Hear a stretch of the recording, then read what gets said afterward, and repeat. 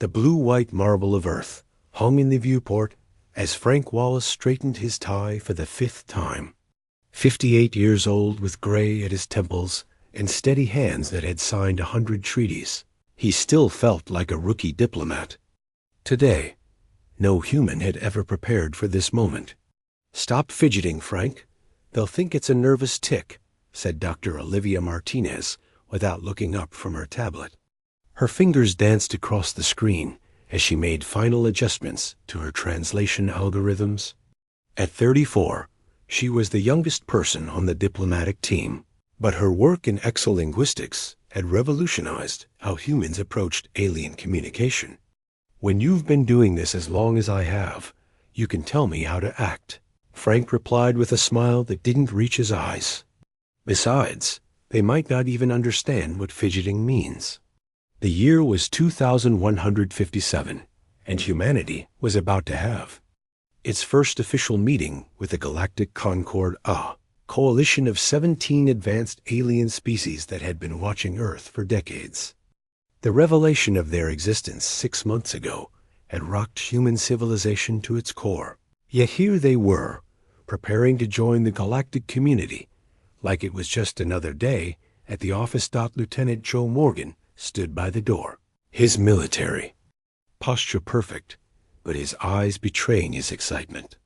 At 29, the former Marine had been selected for his quick thinking in crisis situations, something the selection committee felt might be useful when dealing with completely unknown entities. "You think they'll have food at this thing?" "I'm starving," Joe said, patting his stomach. Frank sighed. "Lieutenant, please try to remember this is the most important diplomatic event in human history, which is why I shouldn't do it on an empty stomach," Joe replied with a grin, taking a sip from his coffee mug. The shuttle docked with a gentle bump. Through the viewport, they could see the massive Concorde vessel, all sweeping curves and pulsing lights, hanging in Earth orbit like a metallic whale. "Remember the protocols," Frank said as they moved toward the airlock. "No sudden movements. Maintain eye contact with their primary sensory organs, if identifiable. Dr. Martinez's translation software should handle the language barrier, but be mindful of your body language." The airlock cycled open, revealing a corridor that seemed to shift and adjust its dimensions as they watched. At the end stood 3 figures, one tall and slender, with 4 arms and blue-gray skin, another squat, an insectoid with compound eyes that reflected rainbow colors, and the third appeared to be made of living crystal that pulsed with inner light. "Ambassador Frank Wallace of Earth," Frank said, touching his chest lightly. "With me are Dr. Olivia Martinez, our communication specialist, and Lieutenant Joe Morgan, security attaché." The tallest alien stepped forward. "High Mediator Clovarin, of the Galactic Concord. These are Zixari Science Director TZZTK, and Thearin Observer Prismatic 7 Resonance." The alien's voice came through Olivia's translation system with remarkable clarity. "We welcome you aboard the Harmonic Discourse." The group moved through corridors that seemed to rearrange themselves until they reached a large circular room. A table of what looked like flowing liquid metal sat in the center, surrounded by various seating arrangements clearly designed to accommodate different physiologies. "We have prepared this space according to human biological requirements," Clovarin sighed. "Please adjust anything that does not suit your needs." Frank nodded, taking a seat that seemed to mold itself to his body. "Thank you for your consideration. We are honored to begin this historic dialogue." The meeting began with formal introductions and explanations of each species' role within the Concorde. Frank noticed Joe growing increasingly restless as the diplomatic talk dragged on. "Lieutenant, is something wrong?" he whispered. Joe frowned. "Something feels off about the room. The gravity isn't consistent." As if on cue, Frank's pen began to drift upward from the table. Around the room, small objects started floating. The Zixari representative's wing casings fluttered in alarm, and the crystalline Thorian emitted a high-pitched sound that made everyone wince. "Gravitational stabilizers are malfunctioning," Clavaran announced, reaching for a communication device. "We apologize for this inconvenience. Technical assistance will arrive shortly." Joe stood up, scanning the ceiling. "I recognize this system. It's similar to the gravity plating we use on our orbital stations." He spotted a control panel near the ceiling in the corner of the room. "I think I can fix it." The aliens turned to him in surprise. Joe handed his mug to Frank with a casual nod. "Hold my beer, Ambassador," he said, though the mug contained coffee. Before anyone could object, Joe pushed off from the floor, using the floating chairs as stepping stones. He reached the panel and pried it open with a small tool from his pocket. "Lieutenant Morgan, this is not appropriate," Frank called out, mortified at this breach of protocol. The aliens watched in fascination as Joe bypassed several circuits and rerouted power through the panel. Within moments, the gravity returned to normal, sending floating objects clattering back to the table. Joe dropped lightly to the floor with a satisfied grin. Simple bypass. Your auxiliary power coupling was feeding back into the main grid. The room fell silent. Frank prepared to offer profuse apologies for his security officer's unauthorized actions. But to his surprise, Clavaran tilted his head in what the briefing materials suggested was a gesture of respect. "Most interesting," the High Mediator said. "Our engineers would have followed standard protocols requiring evacuation and system. Restart. Your solution was ... unconventional." Azixari's compound eyes flickered with rapid color changes. This human accessed and modified Concord technology without prior authorization or training. It clicked through the translator. It achieved functional restoration in 7.3% of standard emergency response time. The Thorian crystal being pulsed with blue light. Query: what is significance of phrase "hold my beer" before performing unauthorized modification? Olivia stepped in smoothly. It's a human colloquialism, often used before attempting something unorthodox or potentially risky. The three aliens exchanged glances, and their translation devices made a series of sounds as they communicated among themselves. "The human phrase has been catalogued," Clavaran finally said. The translator couldn't quite capture the tone, but Frank thought he detected a new wariness in the aliens' posture. The meeting resumed, but Frank noticed the aliens paid much closer attention to Joe for the remainder of the session. Occasionally, their devices would pulse when humans spoke certain phrases, as if updating their cultural database. As they prepared to leave hours later, Frank pulled Joe aside. "That was incredibly reckless, Lieutenant." Joe shrugged. "It worked, didn't it? Besides, I think they were impressed." "That's not the point," Frank sighed. "We're trying to establish ourselves as reliable, predictable partners." "With respect, sir, I don't think predictable is going to be humanity's strong suit in this relationship." As they boarded their shuttle to return to Earth, none of them noticed the new alert flag in the Concord's translation system. Attached to the phrase "hold my beer" with a special designation precedes potentially catastrophic human innovation.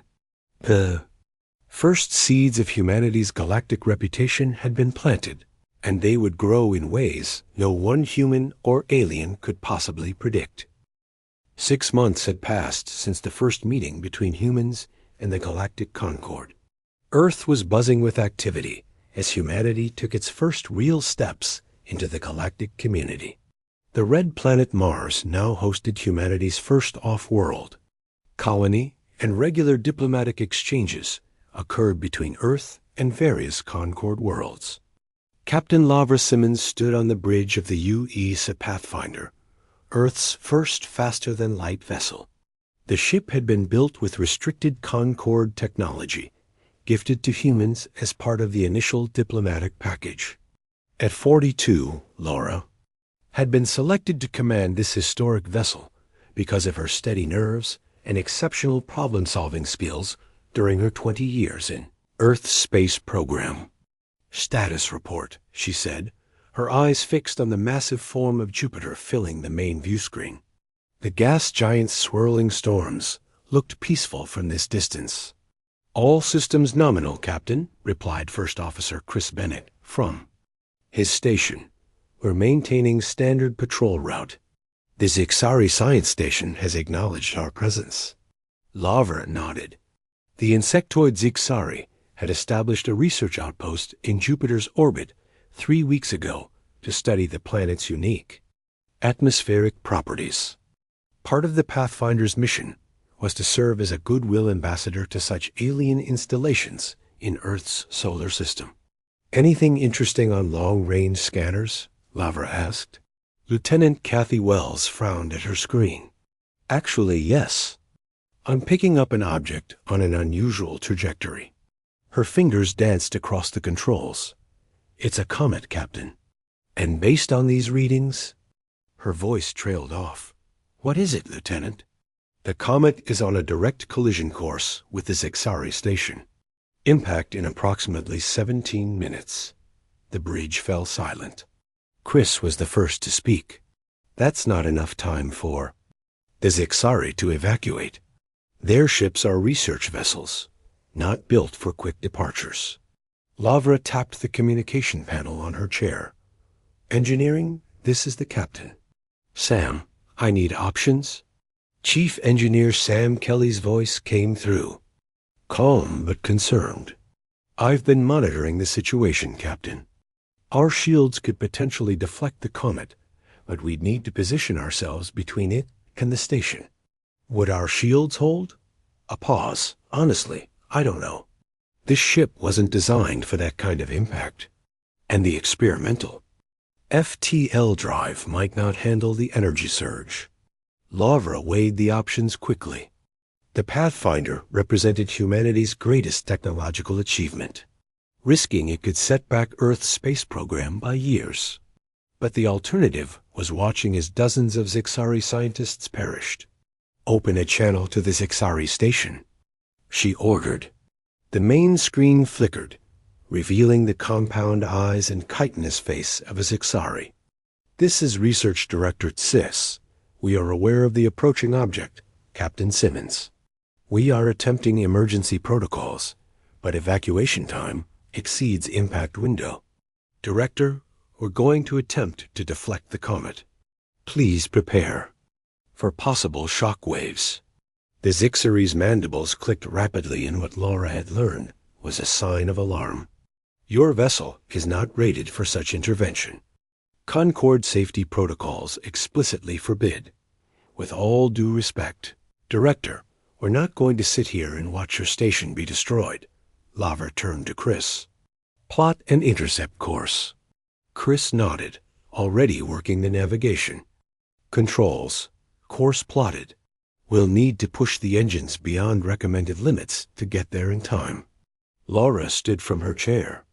"Hold my beer, Chris," she said with a grim smile, using the phrase that had become something of a joke among the crew after the famous first contact incident. She didn't notice how the Zixari director's compound eyes flashed with recognition at the phrase, or how quickly the alien began inputting something into its communication device. "All hands, brace for emergency maneuvers," Lavra announced shipwide. "Engineering, prepare to divert all power to forward shields on my mark." The Pathfinder's engines roared to life, pushing the ship at dangerous speeds toward the intercept point. On the view screen, the comet grew larger, a massive chunk of ice and rock tumbling through space, oblivious to the drama it had created. 30 seconds to intercept," Chris announced. "The comet's mass is greater than initially estimated." Sam's voice came over the comm. "Captain, I've made some modifications to the shield harmonics. It might give us a better chance, but it's never been tested." "Understood. Let's hope it works." Lavra gripped the arms of her chair. 10 seconds to intercept. All power to shields. The bridge crew held their breath as the Pathfinder positioned itself directly in the comet's path.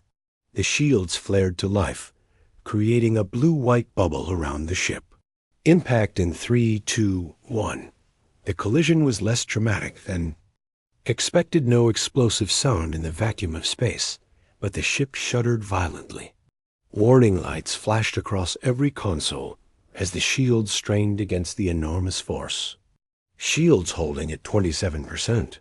Kathy called out, "The comet is breaking apart." The view screen showed the comet fragmenting, its pieces deflected away from both the Pathfinder and the Zixari station. A cheer went up from the bridge crew. Then every light on the ship went out. "Main power failure," Chris reported in the emergency. Lighting that followed. "FTL drive is offline. We're running on auxiliary systems only." Lavra tapped her communication panel. "Engineering status?" "Silence. Sam, do you copy?" After a tense moment, Sam's voice came through, accompanied by the sound of hissing steam. "We're alive down here, Captain, but the FTL core took one hell of a hit. The modifications I made to the shields fed back into the main systems. It'll take days to repair, maybe weeks." Lavra exchanged a look with Chris. "But we saved the station." "Yes, ma'am. We did that." 3 hours later, a Concorde engineering vessel arrived to assist with repairs. The Zixari had sent out an emergency signal immediately after the incident, citing not only the comet, but also the human phrase that had preceded the Pathfinder's intervention. The lead Concorde engineer, a six-limbed being named Ralkorv, inspected the engine modifications Sam had made with what could only be described as astonishment. "You altered the quantum field harmonics of a grade 7 power core?" the alien asked, its translator struggling to convey the mixture of horror and admiration in its voice. Sam shrugged. "Had to improvise. The stock configuration couldn't handle the shield requirements. But these modifications, they actually improved efficiency by 23%. Ralkorv's head appendages twitched. "Why did you not consult the Concorde technical database before attempting such changes?" "No time," Sam said simply. "Sometimes you just have to trust your gut." The engineer made a note in his device. "And this was after your captain used the phrase, 'hold my beer'?" Sam laughed. "You've heard about that, huh?" "Yeah, it's kind of a human thing. When we're about to do something crazy but necessary." The Concorde engineer made another note, its appendages moving with greater urgency. What the humans didn't know was that across Concorde space, the phrase "hold my beer" was now being entered into multiple databases with additional warning flags. The Zixari research director had already filed a formal report detailing how the human phrase had once again preceded an action that defied established protocols, and once again resulted in unexpected success. In the Concorde Central Database, a new cultural note was added. The human phrase, "hold my beer," appears to indicate imminent violation of safety parameters, followed by improvised solutions with unpredictable results. Caution advised when this phrase is detected. By the year 2163, humans had spread throughout the nearby star systems and integrated into several Concorde committees and trading networks. The phrase "hold my beer" had achieved near-mythical status among aliens. Many species now recognized it as a warning signal that humans were about to attempt something either brilliant or suicidal. Often, both Dr. Ethan Brooks stood in the main laboratory on Proxima Centauri b, Earth's first extrasolar colony. At 36, he was the youngest lead researcher at the Quantum Communications Facility. The lab was a joint human-Dorian project, working to develop faster-than-light communication methods. Beside him stood Prismatic 9 Harmony, a crystalline Darian whose body shimmered with internal light patterns. Unlike most Dorians, 9, as the humans called him, had developed a fondness for human ways, and had even adopted some of their speech patterns. The quantum entanglement is not stabilizing. At the projected frequencies, Nine said, his translator converting the light pulses into English. We have attempted 16 configurations without success. Ethan ran a hand through his curly brown hair. The math checks out. The problem must be in the application. He studied the equipment, a complex array of crystalline structures, and human electronics merged into something entirely new. Perhaps we should consult the Concord database for alternative approaches, Nine suggested. Ethan shook his head. The database won't have what we need. We're breaking new ground here. He tapped his tablet, pulling up a simulation. What if we try a resonance cascade through your crystalline matrix? Nine's body flickered with patterns that Ethan had learned to recognize as alarm. That would require channeling the quantum field directly through my physical form. No Thorian has attempted such a merger. Is it dangerous to you? Unknown. It is simply ... not done. Ethan was about to respond when the facility's alarm system blared to life.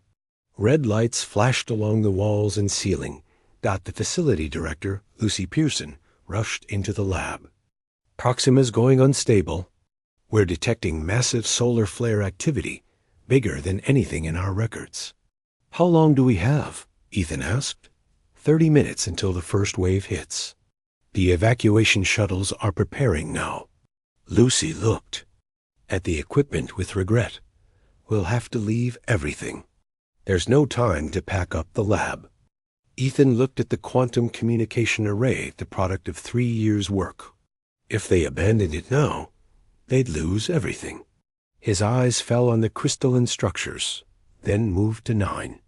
What if we could shield the facility? He asked. Lucy stared at him. Impossible. Our current shields can't handle a flare of this magnitude. The radiation alone would fry every system. But what if we use the quantum field we've been studying? In theory, it exists outside normal spacetime. A properly configured field might deflect the worst of the flare. Nine's crystalline body pulsed rapidly. The theory is sound, but we have no practical application method. The power requirements alone would exceed our generator capacity. Ethan's eyes lit up with sudden inspiration. He looked at the Thorian. Unless we use you as a living conduit, your crystalline structure could amplify the field while our generators provide the initial power. This is beyond experimental. Nine said. It violates 17 Concord safety protocols. Lucy grabbed Ethan's arm. We need to evacuate. Now. That's an order, Doctor. Ethan gently removed her hand. You go. Get everyone else to safety. He turned to Nine. I'm staying to try this. I won't ask you to risk yourself, but I think it could work. The Thorian was silent for a moment, internal lights shifting in complex patterns. I will remain as well. The potential knowledge gain is worth the risk. Lucy looked between them, then at her watch. You have 25 minutes before that flare hits. If you're not on the last shuttle by then. We understand, Ethan said. After Lucy left, Ethan began rapidly reconfiguring the equipment. Nine helped, his crystalline appendages connecting directly to the quantum array. If this works, Ethan said as he typed commands into the main console, we'll have done more than save the lab. We might have just invented a whole new class of shield technology. Nine's translator produced what sounded like a nervous laugh. And if it fails, we will be reduced to our component atoms. Ethan grinned as he finalized the calculations. 9. My crystalline friend, he said, sliding his tablet across the table. Hold my beer. The phrase triggered an immediate reaction in Nine. His entire body flashed with bright warning colors. In the 6 years since first contact, the Thorian had witnessed enough hold my beer incidents to understand their significance. Ethan, I must inform you that I am now broadcasting an emergency signal to the Concord monitoring station. Standard. Protocol when that phrase is detected in potentially hazardous situations. Ethan laughed. Fair enough. Let's hope they get to study our success rather than our remains. The next 20 minutes were a blur of activity. Ethan connected the quantum array to the facility's main power grid, while Nine positioned himself. At the center of the setup, extending crystalline formations that integrated with the machinery got, with 5 minutes remaining before the solar flare would hit, they activated the system. Nine's body began to glow with increasing brightness as he channeled energy through his crystalline structure. The quantum field generators hummed, creating a shimmering bubble that slowly expanded to encompass the entire laboratory. Field strength. At 60%, Ethan called out, reading from the instruments. We need at least 85 to withstand the flare. Nine's body was now pulsing with light so bright that Ethan had to shield his eyes. I am ... reconfiguring my internal structure, the Thorian said, his voice distorted through the translator. This experience is ... unique. The field expanded further, pushing against the laboratory walls. Readouts on Ethan's console climbed steadily. 70%... 70-5... ... 1 minute to impact. Ethan shouted above the growing whine of the generators. 83%, Nine responded, his entire form now a blinding pillar of light at the center of the array. We require ... more power. Ethan looked around desperately, then made a decision. He disconnected the safety regulators from the main power conduits. Warning alarms screamed across his console. 92%, Nine called out. Field stabilizing. The lights in the facility flickered and died as all power redirected to the quantum shield. Only Nine's glow illuminated the lab now. Brace for impact. Ethan called. The solar flare hit with the force of 1,000 nuclear bombs. The entire facility shook. Through the windows, Ethan could see the sky turning red as Proxima Centauri unleashed its fury upon the planet. But inside the quantum shield, they remained untouched. The bubble of altered space-time deflected the radiation and energy away from the lab.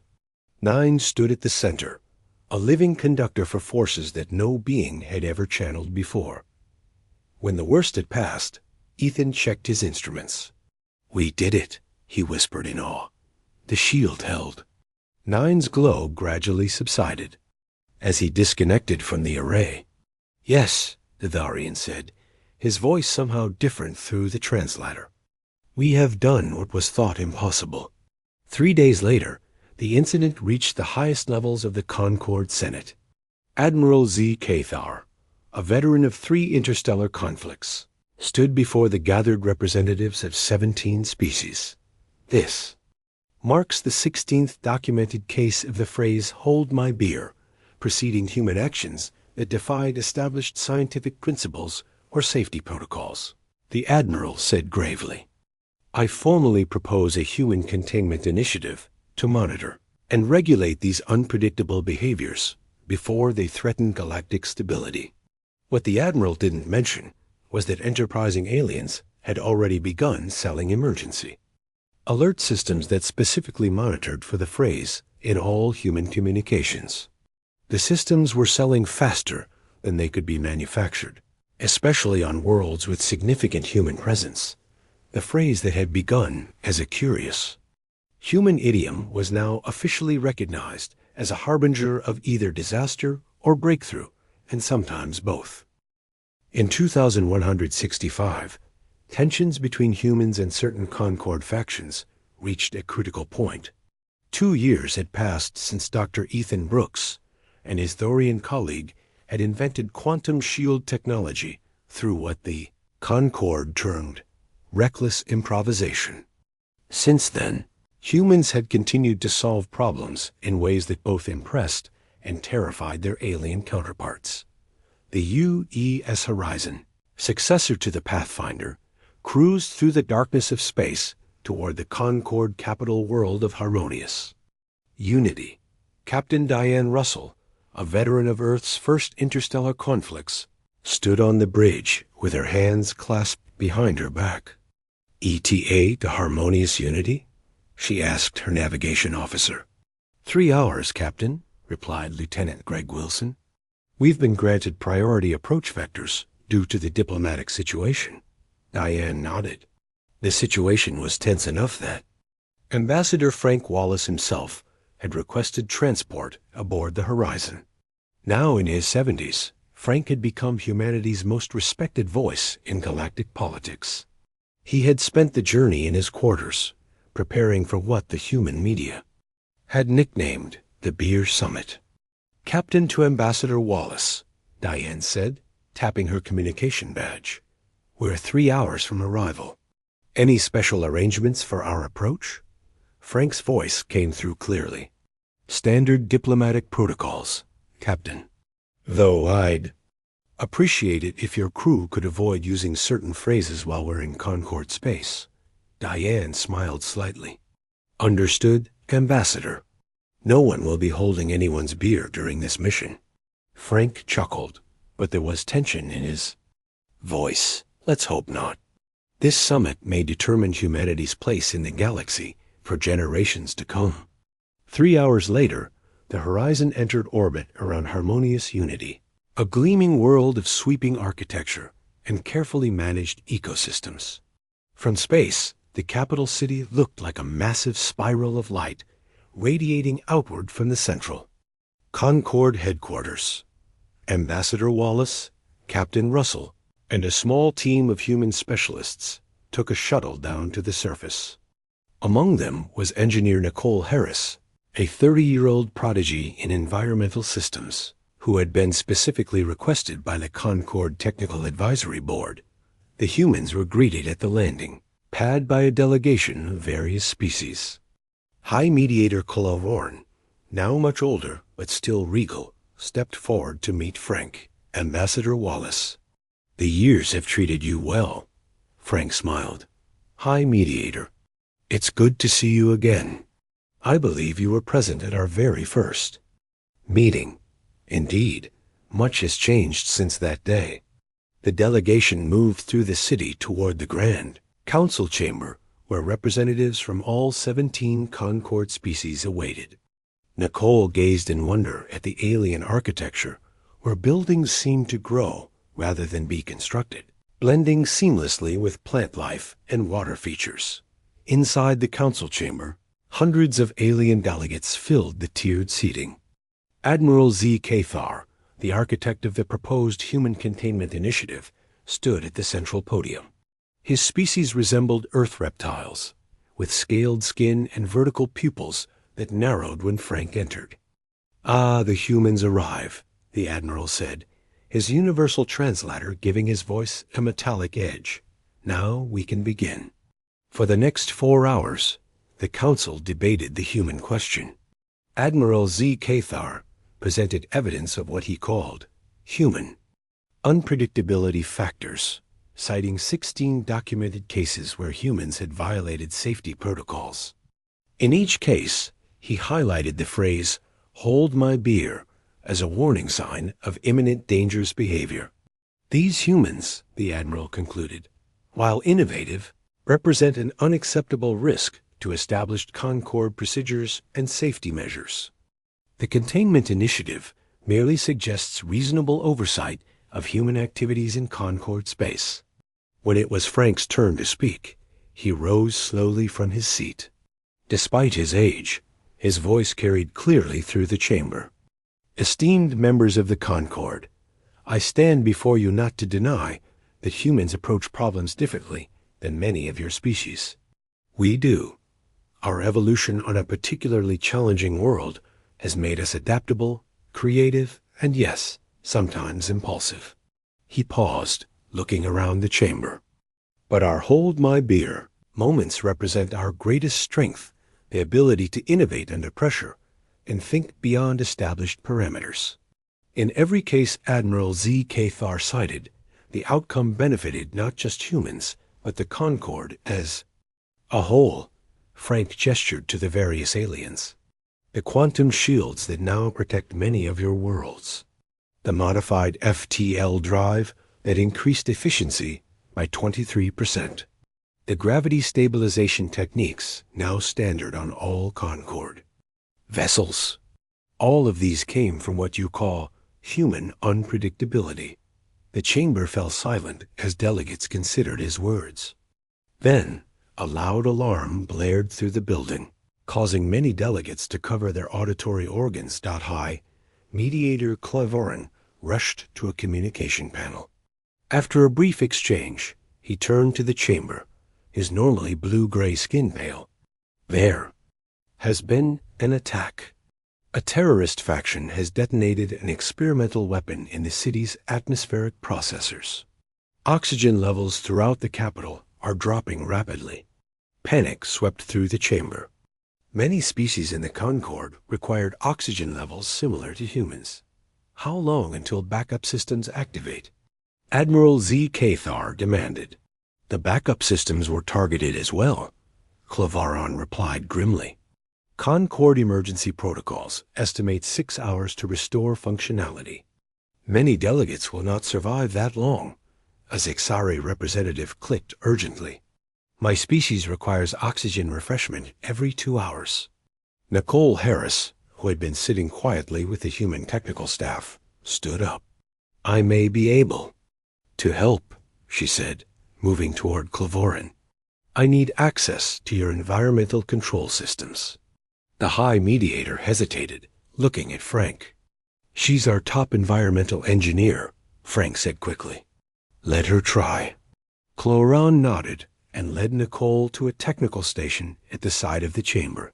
She studied the alien interface, her eyes widening as she scrolled through schematics. This system has similarities to Earth's early terraforming attempts on Mars, she muttered. The basic principles are the same, even if the technology is different. Admiral Z. Cathar loomed over her. The Concorde's best engineers designed these systems. What could you possibly contribute? Nicole didn't look up from the console. On Earth, we had to create oxygen from limited resources. Mars taught us tricks that maybe your engineers never needed to learn. She turned to Claivorin.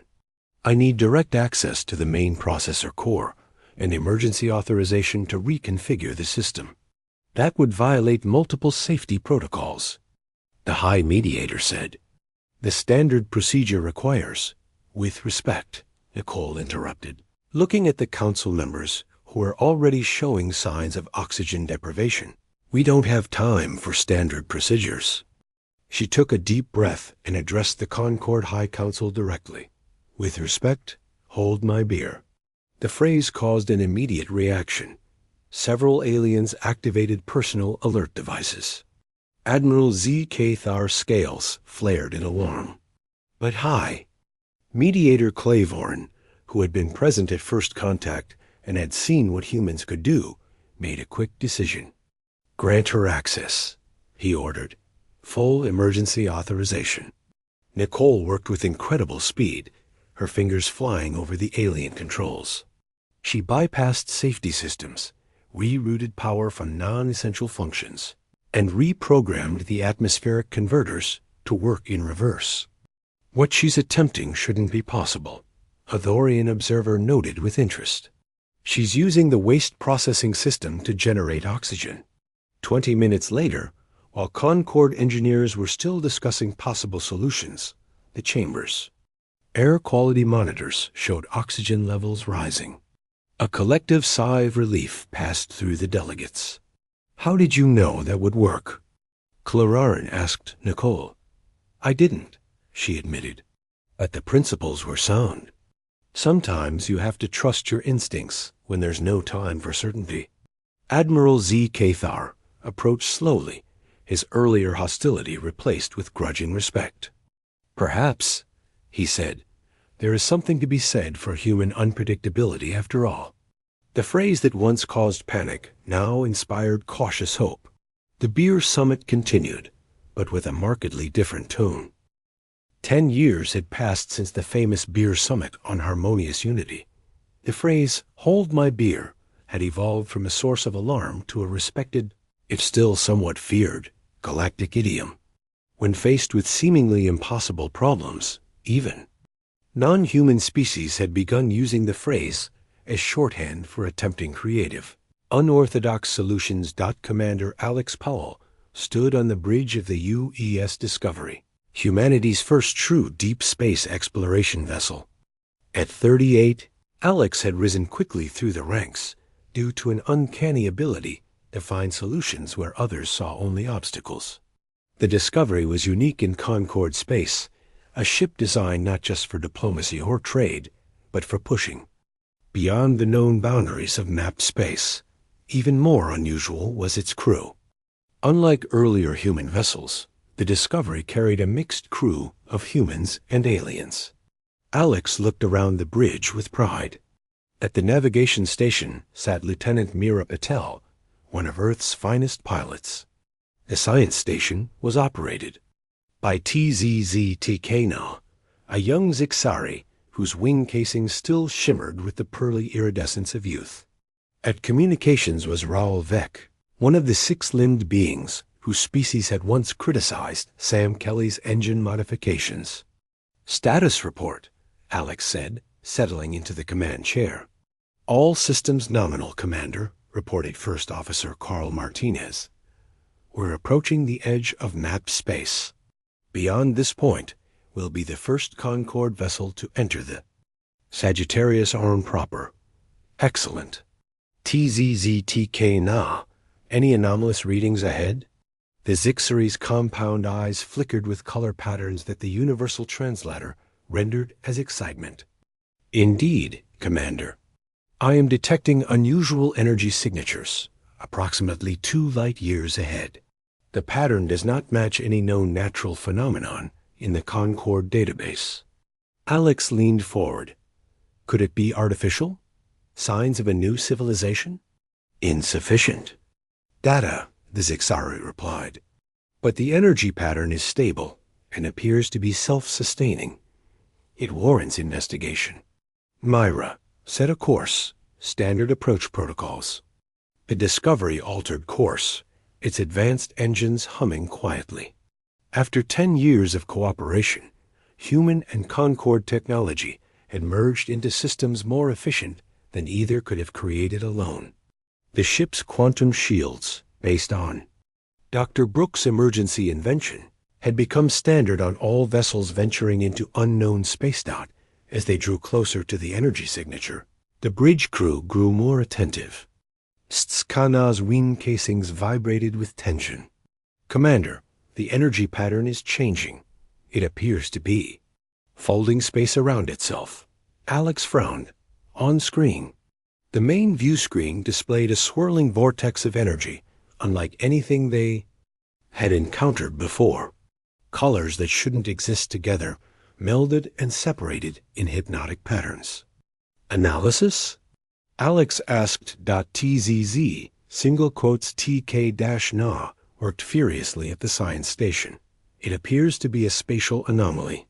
A pocket dimension forming at the boundary between normal space and something else." As they watched, the vortex expanded suddenly, sending a wave of energy toward the Discovery. The ship rocked violently. "Shields holding at 82%, Carl reported. But that was just the outer edge of the effect.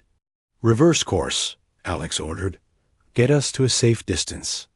Mira's hands danced across the navigation controls, but the ship didn't respond as expected. "The engines are responding, Commander, but we're not making progress. It's like we're caught in a current." Another energy wave hit the ship, stronger than the first. Warning lights flashed across every console. "Shields at 65%, Carl called out. "The anomaly is pulling us in." Alex hit the ship-wide communication. "All hands, secure stations for possible dimensional transition. This is not a drill." TZZTK worked feverishly at the science station, compound eyes flashing with calculations. "Commander, I believe I understand what's happening. The anomaly is creating a pocket dimension that exists slightly out of phase with normal spacetime. If we're pulled completely inside, we may be trapped indefinitely." "Can we break free using conventional engines?" Alex asked. Negative. The Zixari replied. The dimensional pull is too strong. However, the alien hesitated, mandibles clicking rapidly. Go on, Alex encouraged. There might be a solution. If we invert our quantum shield frequency and pulse the main deflector array at precisely the right moment, we could create a counter-resonance. In theory, this would push us back into normal space. Carl looked alarmed. That would require reconfiguring the shields while they're active. Every safety protocol says that's impossible. Not impossible. TZZTKNA corrected. Simply never attempted. The mathematics are sound, but the timing would need to be perfect. Alex considered their options as the ship shuddered under another energy wave. Shields at 49%. Carl reported grimly.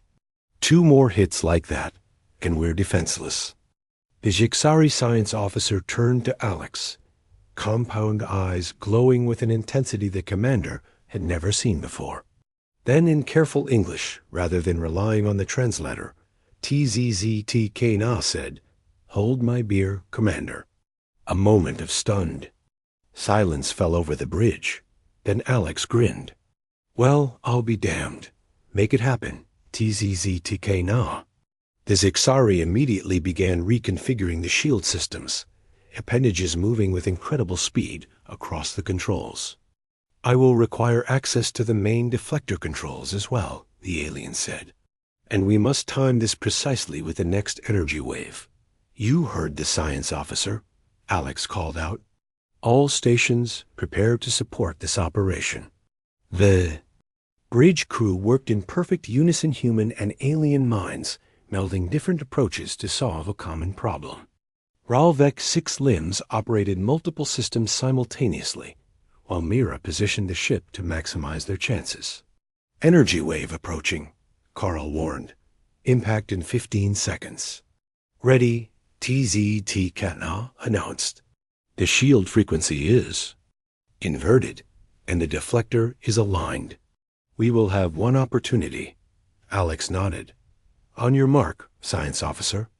The energy wave rushed toward them, more powerful than any before. Now! Tustchkana called out. The ship's systems responded instantly. The shields flared with brilliant light as the deflector array fired a precisely calibrated beam into the heart of the anomaly. For a terrible moment, everything seemed to freeze the ship, the crew, even the swirling vortex on the view screen. Then reality snapped back into place. The Discovery shot backward as if fired from a slingshot, tumbling through normal space, as the anomaly collapsed behind them. Stabilizing, Mira called out, hands flying over the controls. The ship's wild spin gradually slowed until they were cruising smoothly again. Status report, Alex said, straightening in the command chair. Shields at 22%, but regenerating, Carl reported. Minor damage to decks 3 through 7. No casualties. Alex turned to TZZTKNA.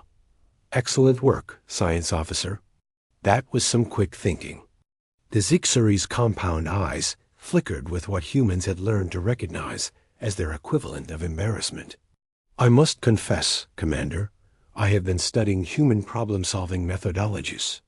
The approach combined Zixari mathematical precision with human intuition. Alex smiled.